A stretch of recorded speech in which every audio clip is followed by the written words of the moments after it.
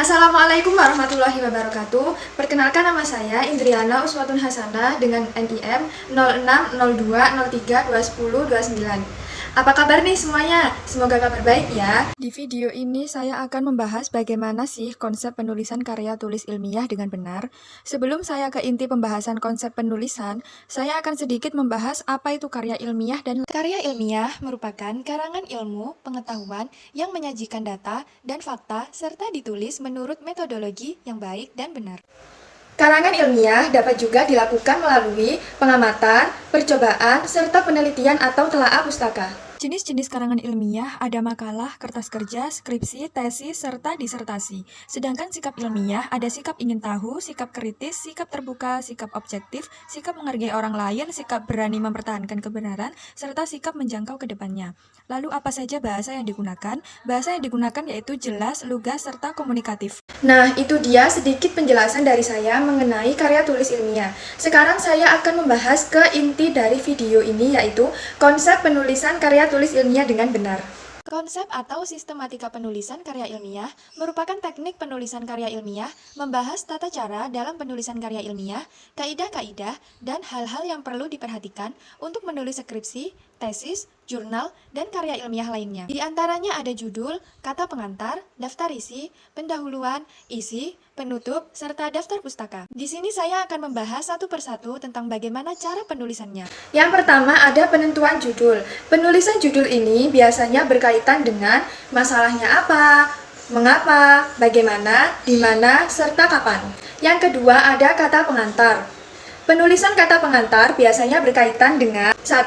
Ungkapan syukur kepada Tuhan Yang Maha Esa. Yang kedua, penjelasan mengenai adanya tugas pembuatan karya ilmiah. Yang ketiga, penjelasan mengenai pelaksanaan. Yang keempat, informasi bimbingan. Yang kelima, ucapan terima kasih. Yang keenam, keterbukaan terhadap kritik. Yang ketujuh, penyebutan tempat atau kota, tanggal, bulan, tahun pembuatan, serta nama penulis. Nah, ini saya mengambil satu contoh kata pengantar, di mana di awal sendiri terdapat kalimat, syukur alhamdulillah senantiasa kami panjatkan kehadirat Allah Subhanahu wa Ta'ala yang telah melimpahkan rahmat dan karunia-Nya, yang merupakan ungkapan rasa syukur kepada Tuhan Yang Maha Esa, hingga diakhiri dengan penyebutan tempat atau kota, tanggal, bulan, tahun pembuatan, serta nama penulis. Selanjutnya yang ketiga ada daftar isi.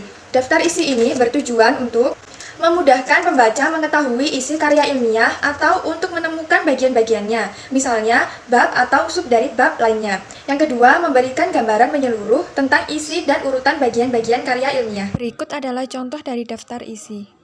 Yang keempat, ada pendahuluan. Pendahuluan ini dalam karya tulis ilmiah berisi 1.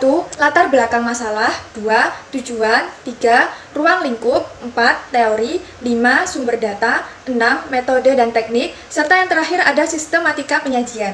Yang kelima ada isi. Isi berkaitan dengan urutan masalah yang dibahas, analisis dan interpretasi. Yang ketiga ada ilustrasi atau contoh-contoh. Dan yang keempat ada tabel, bagan atau gambar jika ada. Jadi sebenarnya isi merupakan inti dari pembahasan karya tulis ilmiah kalian. Selanjutnya yang keenam ada penutup.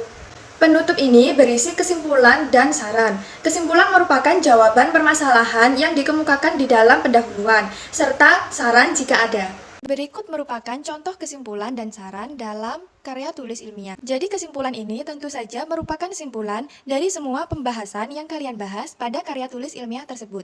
Serta saran penulisan yang pertama merupakan berdasarkan penelitian tersebut, penulis menyarankan. Nah, berikut adalah contohnya. Serta jika tidak ada saran, tidak perlu ditulis. Dan yang terakhir, yang ketujuh, ada daftar pustaka. Yang terakhir ini harus benar-benar diperhatikan agar terhindar dari plagiarisme. Cara penulisan daftar pustaka dari skripsi, tesis, disertasi yaitu nama penulis, titik, tahun terbit, titik, judul, huruf tegak, serta jenis publikasi, titik, tempat institusi, kode negara, titik 2, nama institusi, dan tersedianya karya ilmiah. Berikut merupakan contoh daftar pustaka dari salah satu karya ilmiah. Di situ sudah tertulis lengkap, ada nama penulis, titik tahun terbit, titik judul huruf tegak, serta nama institusi. Cukup di sini pembahasan konsep penulisan karya ilmiah dengan benar bersama saya. Semoga dapat membantu dan bermanfaat ya. Terima kasih. Wassalamualaikum warahmatullahi wabarakatuh.